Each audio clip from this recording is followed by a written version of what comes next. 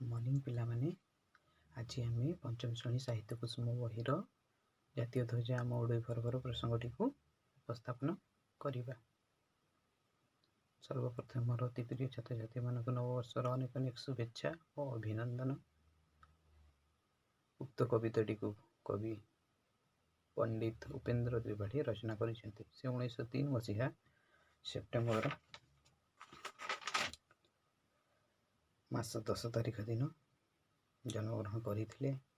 से पिला अनेक साहित्य रचना करगुड़िक मध्य कुहू कुहू, लुणु झुणु, सुलु सुलु, उदय भानु, कला बौद, खजिला बलद खजिला ठेई, डालरे माकड़ मारई डिया, मुसी माउसी, भाई भौणी, घंटी घागुड़ी इत्यादि अन्यतम। 1994 मसीह तांकर देहांत होइथिला। वर्तमान कविताटी को आवृत्ति करिवा।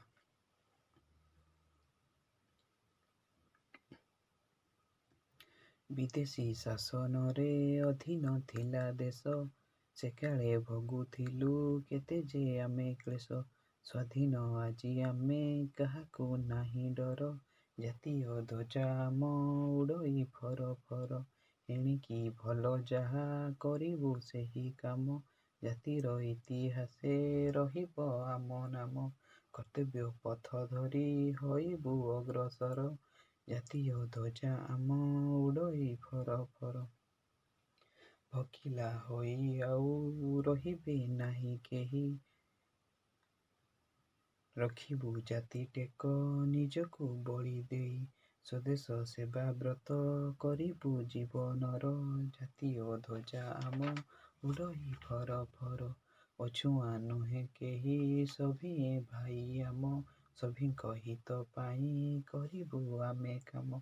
समस्ते आपणार जणे के नुहे पर, जातीय ध्वजा आम उड़ई फर फर। देश रे खोली देबु विविध कारखाना, जेपरि उत्पन्न होइब द्रव्य नाना। गढ़ी उठिबे पुणी असंख्य कारीगर, जातीय ध्वजा आम उड़ई फर फर। आमे जे वीर जाति नइबु नाही मथा, करिबु प्राण देई कहिबु जेउ कथा।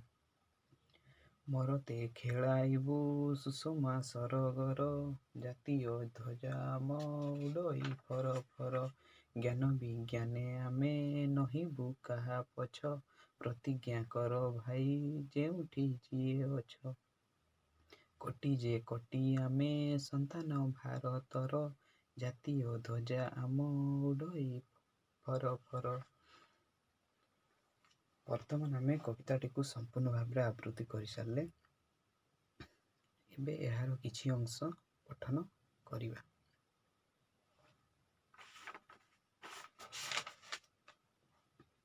विदेशी शासन रे अधीन थिला देश, से काले भोगुथिले केते जे आमे क्लेश। अर्थात विदेशी शासन रे, विदेशी आम देश बाहर जो माने रहते से कहुए विदेशी। विदेशी अर्थ अन्य देशर लोक माने किंबा इंग्रेज, से इंग्रेज कहुए। इंग्रेज माने आम देश को शासन करुथिले, अर्थात आम देश इंग्रेज मानक अधीन रे थिला। सही समय रे आम देशर लोक माने भारतीय माने बहुत दुख कष्ट सहुथिले। स्वाधीन आजी आमे काहाकू नाही डर, जातीय ध्वजा आम उड़ई फर फर। वर्तमान आमे स्वाधीन हो जाइए। आम देश 1947 मसीहा अगस्ट 15 तारिख दिन स्वाधीन होता। यही कथा तो समस्ते जानिछ पिला माने। वर्तमान आमे स्वाधीन हो जाइए और आमको काहाकू डर नहीं। सही समय रे इंग्रेज मानकू आम भारतीय माने डरुथिले। जिते बेले आम देश इंग्रेज मानक कबल मुक्त हो गला, सेते बेले भारतीय माने से मानकू डरले नहीं। जातीय ध्वजा आम उड़ई फर फर। जातीय ध्वजा, जातीय ध्वजा अर्थात जातीय पताका। जोटा कि आम अगस्ट 15 एवं साधारणतंत्र जनवरी 26 जातीय पताका उत्तोलन करिथाउ। जातीय पताका आउ कौन कह जाए? जातीय पताकार अन्य नाम होची तिरंगा पताका बा तो चक्र ध्वज। तिरंगार अर्थ पताकार 3टी रंग थाए तेणु या तिरंगा पताका कह जाए। सभा उपरे कमला रंग, मझिरे धला आउ तल भागरे सबुज रंग रही है। धला रंग मझे गोटे चक्र चिन्ह रही है। से चक्र चिन्हर ना हूँ अशोक चक्र। पिला माने तिरंगा पताका विषय बहुत किसी जानीगल। एबे आम प्रसंग को जीवा। एणिकी भल जहा करिबु सेही काम जातिर इतिहासे रहिबो आम नाम। एणिकी भल जहा करिबु सेही काम आमे करिबा जो काम आम पाई भल, आम परिवार पाई भल, आम राज्य पाई भल, आम देश पाई भल, आमे सेही काम करिबा। जातिर इतिहासे रहिबो आम नाम।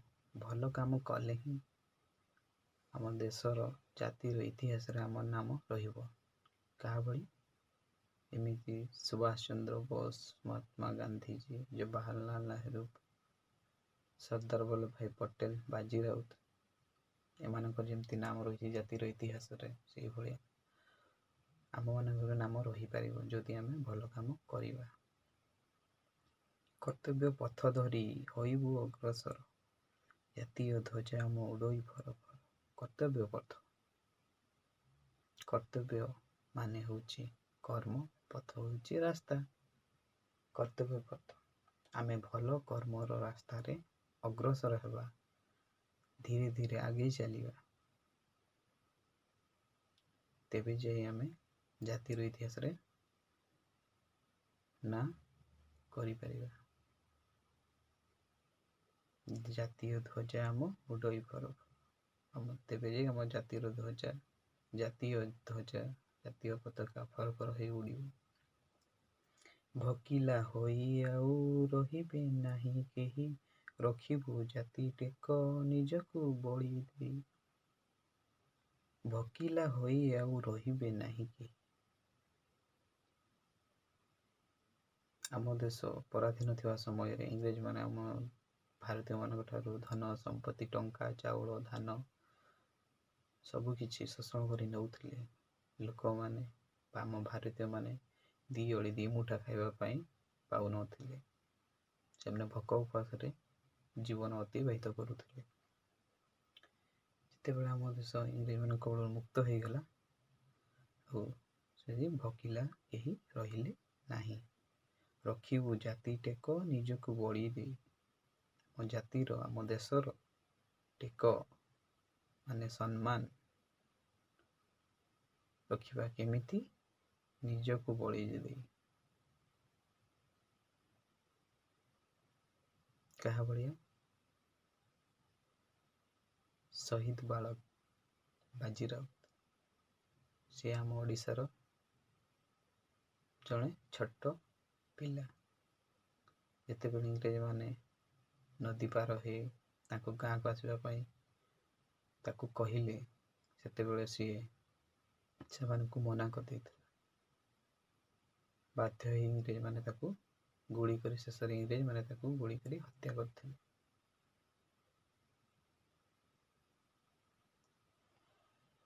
तेणु कि शहीद बालक बाजी राउत को आमे तार मृत्यु पर मध्य ताको आमे मने रखिछु एवं तार जन्मदिन को मध्य पालन करुछु। स्वदेश सेवा व्रत करिबु जीवनर जातीय ध्वज आम उड़ई फर फर। स्वदेश निज देश सेवा व्रत करिबा जीवन अर्थात जीवन व्रत कौन हवा उचित? देश सेवा। जेमिति आमे बापा माँ बुढ़ा ही गले कि वृद्ध हो गले सेमानंकर सेवा करि थाउ ठीक से ही परी ଦେଶର ସେବାକୁ ନିଷ୍ଠାର ସହିତ କରିବା ଦରକାର। ଜାତୀୟ ଧ୍ୱଜା ଆମ ଉଡ଼ଇ ଫର ଫର।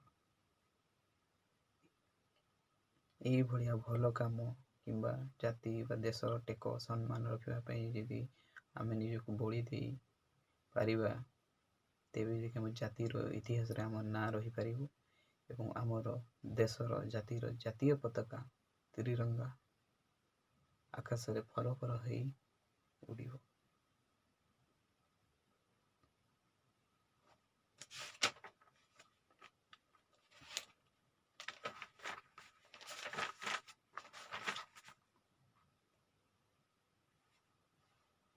ଆଜି ପିଲାମାନେ କବିତାଟିର କିଛି ଅଂଶ ଆମେ ପଠନ କଲୁ। ଏବେ ଏହା ମଧ୍ୟରୁ ନୂଆ ଶବ୍ଦ ଖୋଜି ବାହାର କରିବା ଓ ମୁଁ ଏହାକୁ କଳାପଟାରେ ଲେଖିବି।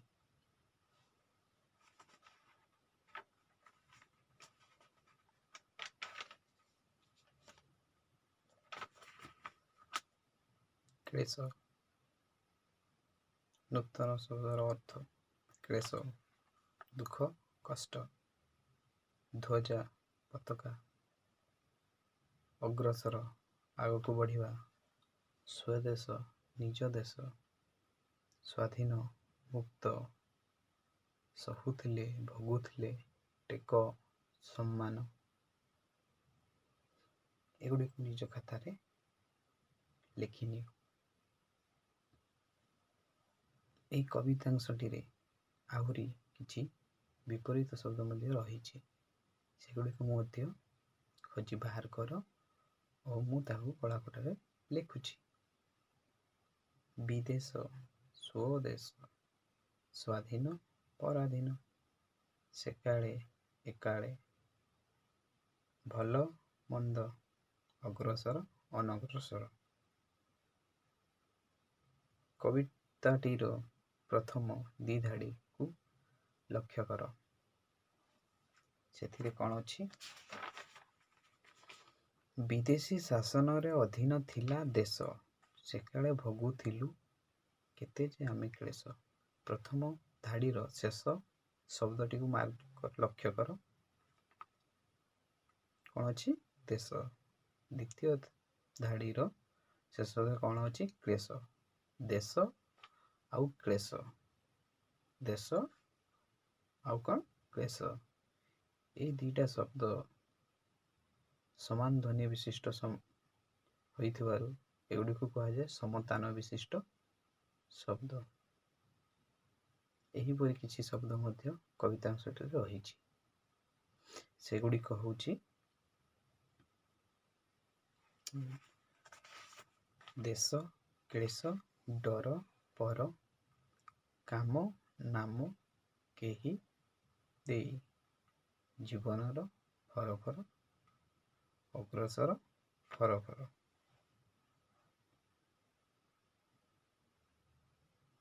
ଏବେ କିଛି ହୋମୱାର୍କ ମୁଁ ଦେଉଛି, ସେଗୁଡ଼ିକୁ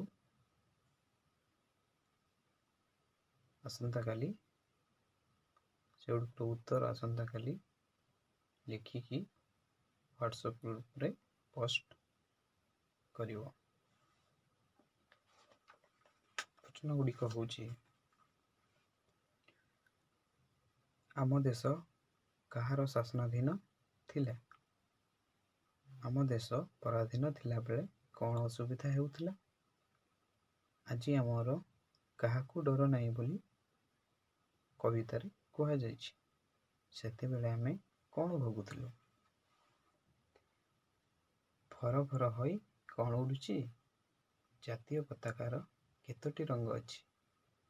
ଧ୍ୱଜାର ଅର୍ଥ କ'ଣ? ଫର ଫର ପରି ଆଉ ଦୁଇଟି ଶବ୍ଦ ଲେଖ। କ'ଣ କଲେ ଜାତି ଇତିହାସରେ ଆମର ନାଁ ରହିପାରିବ? ଜାତିର ଟେକ ରଖିବା ପାଇଁ ଆମକୁ କ'ଣ କରିବାକୁ ପଡ଼ିବ? ସେ ସମୟରେ କଷ୍ଟ ଭୋଗୁଥିଲେ କବିତାଟିରେ କେଉଁ ପଦରେ କୁହାଯାଇଛି? ପିଲାମାନେ ଏହି ପ୍ରଶ୍ନ ଗୁଡ଼ିକର ଉତ୍ତର ତୁମେମାନେ ଆସନ୍ତାକାଲି ହ୍ୱାଟ୍ସଆପ୍ ଗ୍ରୁପରେ ଲେଖିକି ପୋଷ୍ଟ କରିବ ଏବଂ ଆସନ୍ତାକାଲି ଆଗାମୀ କ୍ଲାସ୍ରେ ଏଗୁଡ଼ିକର ଆଲୋଚନା ଆମେ କରିବା। ଯଦି ତୁମର କୌଣସି ଜାଗାରେ ଅସୁବିଧା ରହୁଛି ତ ତୁମେମାନେ ମୋତେ ଜଣାଇ ପାରିବ। ଧନ୍ୟବାଦ। ଜୟ ଜଗନ୍ନାଥ।